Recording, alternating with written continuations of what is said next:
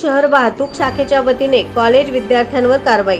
सध्या सोलापूर शहरात वाहतूक पोलिसांनी कारवाईचा धडाका सुरू केला असून चौकात तसेच कॉलेज परिसरात वाहतूक पोलिसांची पथके कारवाई करताना दिसत आहेत। आज 11 वाजण्याच्या सुमारास जुना वालचंद कॉलेज जवळ कॉलेजकडे येणाऱ्या विद्यार्थ्यांच्या दुचाकीवर वाहतूक पोलिसांचे ट्रिपल सीट लायसन्स, वाहनांचे PUC, इन्शुरन्स इत्यादी कागदपत्रांची तपासणी करण्यात येत होती। दरम्यान सोलापूर शहरातील विशेषतः पूर्व भागातील शांती चौक, जोडबसवण्णा चौक, जुना अक्कलकोट नाका, Walchand college, Ashok, Gentyal talkies, MIDC अशा परिसरात कारवाई होत असताना दिसत आहे।